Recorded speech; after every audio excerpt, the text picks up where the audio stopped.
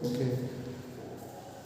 Today our lesson is about government intervention when it intervenes through taxes and subsidies. Okay. Previously we studied how government intervenes and why does it intervene, and it intervenes due to the reasons of economic inefficiencies caused by the market forces of demand and supply. So this is required by the government to intervene in order to improve the economic efficiency in the market. इसको of करना ठीक है. सो हम क्या कह रहे हैं कि यहाँ पे government will try to improve economic efficiency. And we studied about the direct payment of goods and services, government regulations, price regulations, and income transfers in the form of unemployment benefit and other transfer payments. Okay. Now today we are going to have another tool to be analyzed by which government is achieving two aims, two objectives. What are those? To redistribute income from rich to poor, and to correct the market failure like economic inefficiencies caused by the private producers. For example, in the case of merit goods, government will subsidize the private producers in order to increase the production of merit goods or to improve the economic efficiency, or to tax the production of demerit goods which are harmful to the consumers. So in that way, government is using the tools of taxes and subsidies to improve the economic efficiency, and on the other hand, government is also using the tool of direct taxation in order to have fair distribution of income in the economy or redistribution of income in the economy. So how can we define the tax? Anyone can tell me what is meant by a tax? Do you have any idea about tax? Tax means the revenue, money revenue of the government collected from the economic activities performed in the country. Follow my time. What I said, it is the money revenue of the government collected from the economic activities performed in the country.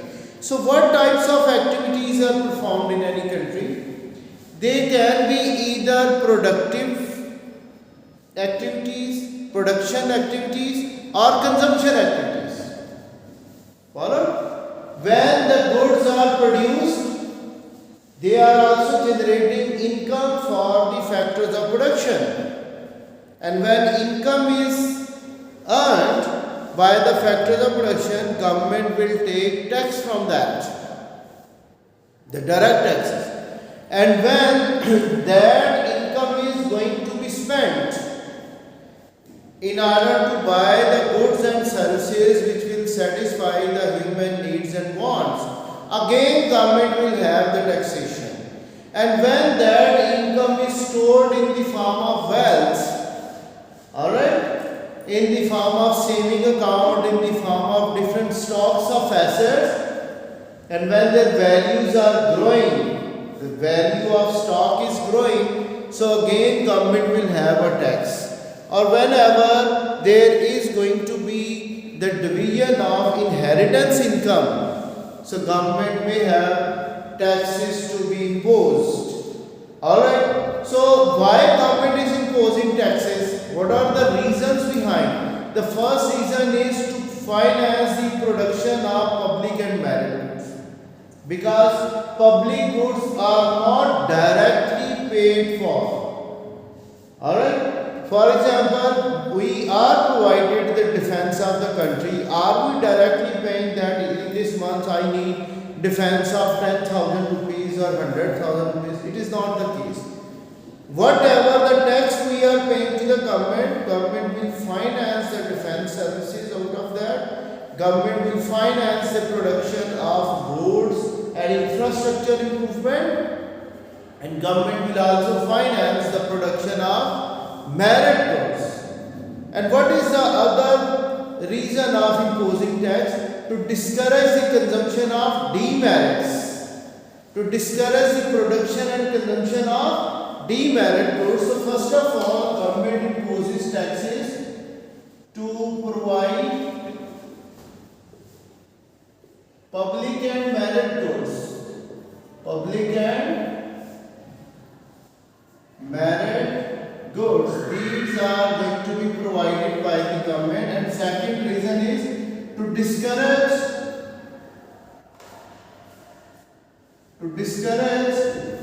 the production and consumption of demerits.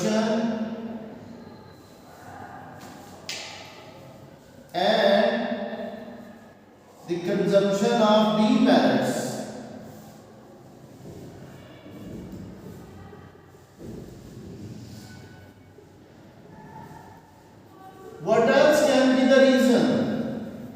You know that to redistribute income. To redistribute income in the economy, government imposes taxes to reduce the gap, income and balance. Government tries to reduce the gap between rich and poor, so government collects taxes from the rich people and give it to the poor in the form of benefits, either in the money form or in the form of universal benefits or education and health and other services government has to provide. So redistribution of income is also going to be the aim of the government or objective of the government by imposing taxes. What else can be there? To discourage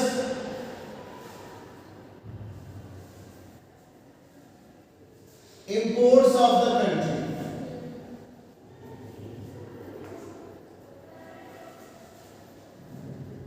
Alright?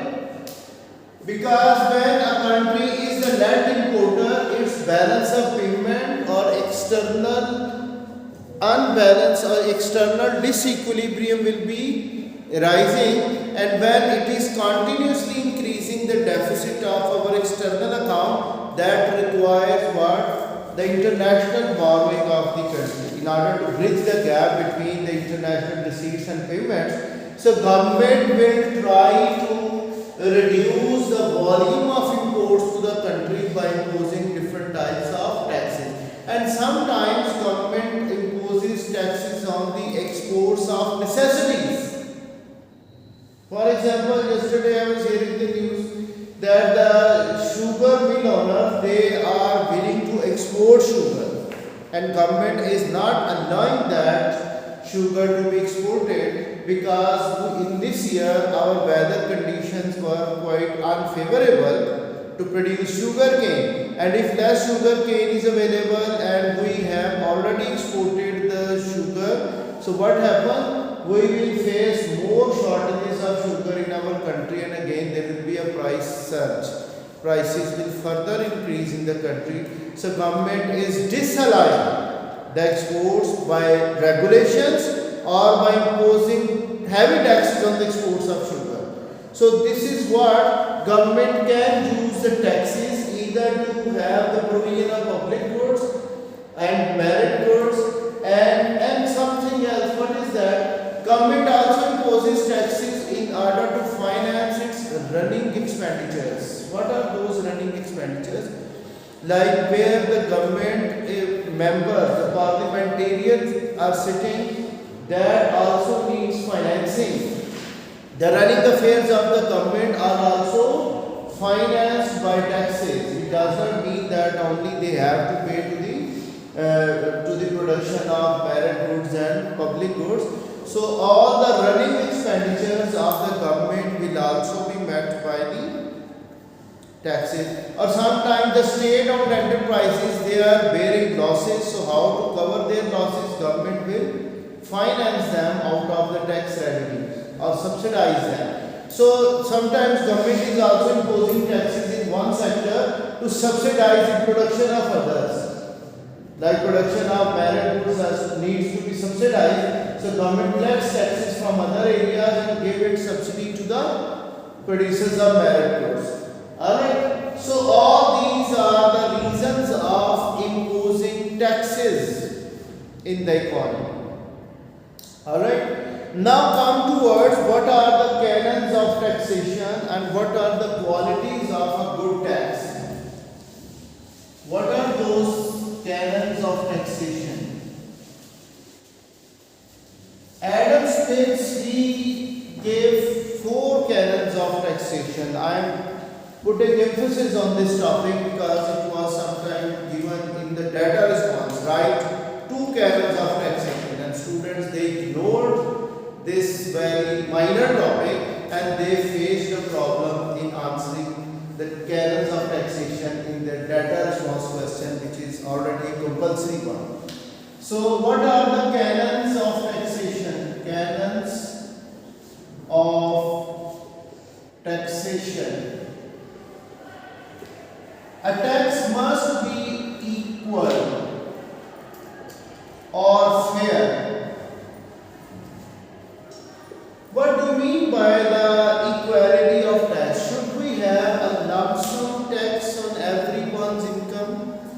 Like 5,000 rupees per month will be the tax on everyone. Is it equal tax? No. Because if person is already earning 20,000, so he has to pay most proportion of his, like 25% of his income as a 5,000 rupees tax. So the 5,000 of 20,000 will be 25%. So it is highly progressive that a person is already earning very less income, so he has to pay more taxes. So poor person will pay, so it becomes regressive rather than progressive. So we say the lump sum tax will have more burden on poor people. And a person who is earning 100,000 rupees per month, he is also liable to pay 5,000 rupees per month tax. So that 5,000 will make only a 5% of 100,000. So as a percentage, the rich person is paying less amount of tax, less percentage of tax. Okay? Whereas a poor person is paying more percentage. So it is not fair. Fair means what? Pay as you earn. Pay as you earn. Like 5% of income is taxed. Okay, if one person is earning 100,000, he has to pay 5,000 as a tax. And a person who is earning 20,000, how much tax he is going to pay? 1,000. Okay, so the rate of tax, that must be fair. Rate that will determine the fair taxes. So it does not mean that we should impose a lump sum tax which will have more burden on the poor people, which is unfair. Okay, so we should choose a method pay as you earn. A rich person should pay more tax than the poor. So we have a proportion of income to be paid in the form of taxes rather than the lump sum taxes. Follow my point? So equality does not mean that we should have equal amount of tax should be paid, rather we should have the percentage of income that must be fair. And second canon of taxes is convenient to pay. Convenient to pay. Do you think if I am paid a salary by the school and I am asked to pay tax to the FBO office, do you think every person who is receiving salary will have to visit the tax department by the next day to pay the tax? No one will go over there, and there will be a long queue to stand in. Okay, because everyone rush towards to pay the tax to the FBR office. So what happens? The method of payment of taxes should be very easy. What happens? If I receive income in my account, my employer will deduct the amount of tax and directly they will forward it to the government bank account. So that is a convenient way to make the taxes. Or you are drinking a cold drink like Coca-Cola and its price is also inclusive of taxes. So do you think if you are asked to pay taxes directly to the office, whenever you buy any cold drink, you will not buy it because it is inconvenient for a buyer to visit the tax office or to deposit the tax himself. So the method of tax payment should be very convenient to the taxpayers, that more tax revenue will be collected by the government. Alright. So convenient a tax system will increase the tax revenue. What is the third canon of taxation? That is certain. What do you mean by certainty of tax? Okay, let me know what do you mean by certainty of a tax. If tax is uncertain, like the corporate tax, which is the profit which is imposed on the profit of companies, private limited companies and public limited companies, if they are uncertain about taxation, that will discourage investment. That at the time of profit they have earned huge profit, and now government is asking them to pay more taxes. So do you think they will continue their investment in that country? So they will discontinue. Or if I am uncertain how much tax I have to pay on every month basis, so people will try to avoid or evade the taxes. Okay? What do we mean by tax avoidance? Do you know what is meant by tax avoidance and tax evasion? Avoidance means to save the tax by legal way. The government has provided a legal way to save the tax. Like if you are having compliance with the government policy and you are able to save some of the tax. Okay, so that is tax avoidance. And tax evasion means what? To save tax by illegal way, that people are not declaring their right amount of income they are able to earn. They are declaring less than they are earning.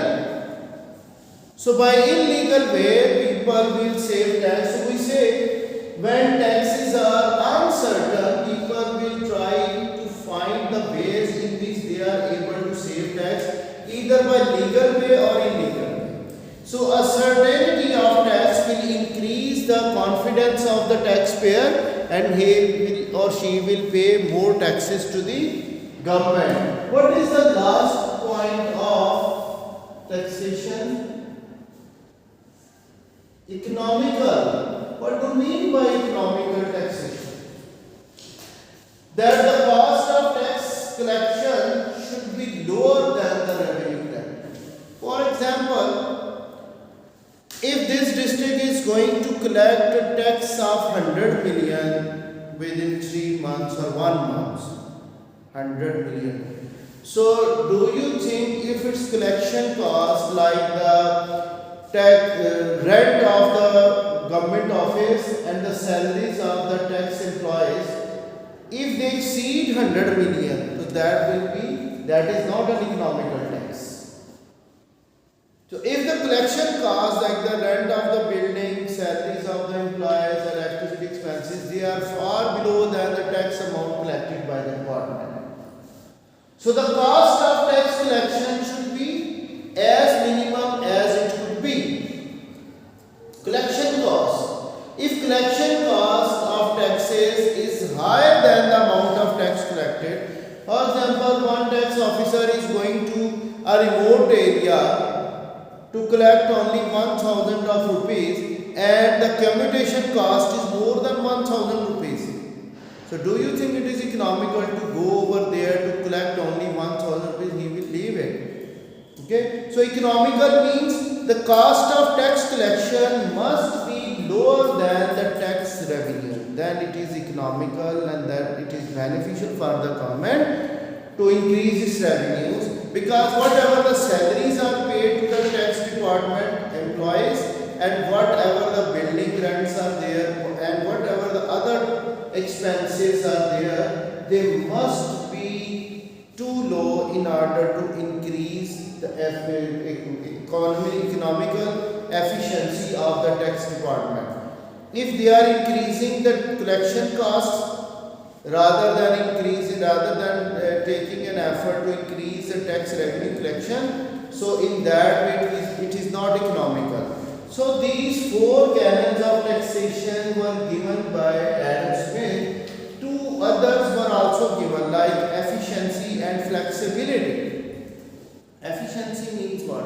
When taxes are imposed, so they have to improve economic efficiency in the economy. Like if we have imposed a tax to reduce the production of demerit goods, so it should bring in economic efficiency in the market system. Okay, so that means another canon of taxation, that is called efficiency. It should bring in economic efficiency in the working of the market forces of demand and supply. And the last one, that is about flexible. A tax must be flexible. It should have some flexibility, that if someone hasn't paid it at the right time, then he or she must be given some type of advantages, like in the form of discounts. The early bird should be given a discount, that if they are early submitting their tax returns or tax files, then they will be benefited. So flexibility of the tax system will also increase the revenue of the tax department. It is also a quality of a good tax. So whenever if you are asked in your final exam what are the 2 canons of taxation, you can write any 2 of them in your exam. Okay, these are the canons or qualities of a good tax. Now what are the types of taxes? What do you think the types of taxes? Yes, types of taxes. So one is called direct tax, and second is called what? How can we differentiate between these 2? Direct tax is that which is imposed on the possessions and its burden cannot be shifted to others. What I said? It is imposed on the possessions, like I have earned the income, so I will be liable to pay tax. I cannot shift the tax burden on you people or anyone else. Or there is a corporation tax that is imposed on the profit of a corporation. Can it shift its burden to other people? So wealth tax, property tax, income tax, corporation tax, inheritance tax, capital gain tax, they are all direct because their burden cannot be shifted to other people. And what is indirect tax? Which is imposed on the expenditures and its burden can be shifted to others. For example, sales tax, general sales tax. Sales are generated by the sellers, but who is bearing the burden of this tax? Consumers. So when burden of the tax can be shifted to others, that is indirect tax. And when burden cannot be shifted, that is direct. When we ask the student what is direct tax, they answer it income tax. But this is an example. This is not the definition. When we ask what is indirect tax, they say sales tax. This is an example. First, define the thing. What is, you have to show your knowledge and understanding about the topic and then apply it. Okay. So first I have to say what is meant by direct tax, write its definition, and then support your argument by giving an example and implement the same definition on that example. You will have more application and knowledge. And what is indirect tax? You say it's a tax which is imposed on expenditures and its burden can be shifted to others. So that is called what? An indirect tax, and its example is sales tax. So that's all. I think it's enough for today, and tomorrow we will do what is the nature of tax, progressive, proportional or regressive, and then we will move on towards imposition of indirect taxes and subsidies. That's all for today.